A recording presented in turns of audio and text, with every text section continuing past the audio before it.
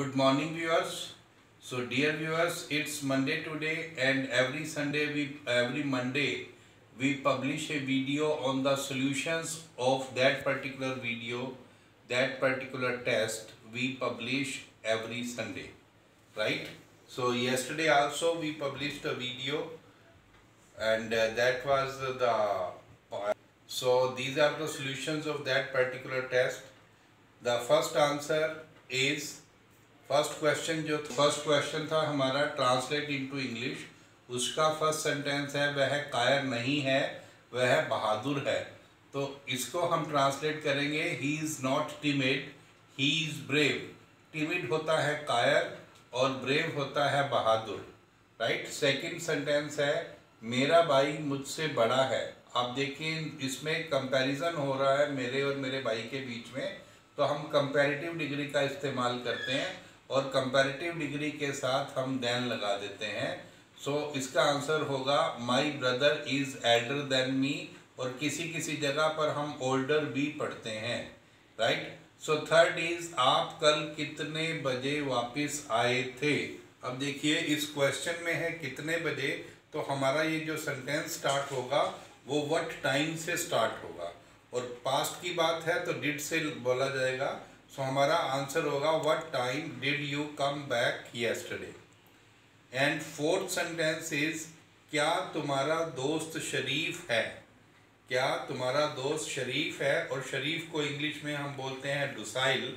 And because it is a sentence of no action, क्योंकि ये sentence no action का है और प्रेजेंट का है, सो इसमें हम इज एम आर यूज़ करेंगे। इसलिए हमारा जो इसका ट्रांसलेशन बनेगा वो बनेगा is your friend docile. Fifth sentence है मेरे साइकिल के टायर की हवा निकली हुई है। मेरे साइकिल के टायर की हवा निकली हुई है, तो मैं बोलूँगा the tyre of my cycle is deflated. हवा भरी हुई है तो इन्फ्लेटेड बोला जाता है, हवा निकली हुई है तो डिफ्लेटेड बोला जाता है, right. So the tyre of my cycle is deflated. Second question है in the form of filling the blanks. Filling the blanks की फॉर्म में फर्स्ट है dash will you come here, तो इसका आंसर मैंने आपको दिया हुआ है when. So when will you come here, यानी कि आप यहाँ पर कब आएंगे।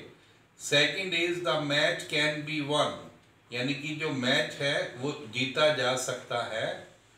थर्ड सेंटेंस है I did not want to go, past की बात है बिकॉज डिड नॉट लगा हुआ है कि मैं जाना नहीं चाहता था, but I dash go, but I had to go इसका आंसर होगा, लेकिन मुझे जाना पड़ा, राइट। फोर्थ सेंटेंस है what game do you like the most. What game means कौन सी गेम, डू यू लाइक आप पसंद करते हैं, द मोस्ट मीन्स सबसे ज़्यादा। आप सबसे ज़्यादा कौन सी गेम पसंद करते हैं, इसे हम बोलते हैं what game do you like the most. Fifth sentence is match will be one by India, कि मैच जो है वो भारत के द्वारा ही जीता जाएगा। सो विल बी के बाद थर्ड फॉर्म आएगी because it's a sentence of passive voice, right. Match will be one by India. Now third question is answer about your self, अपने बारे में जवाब दीजिए।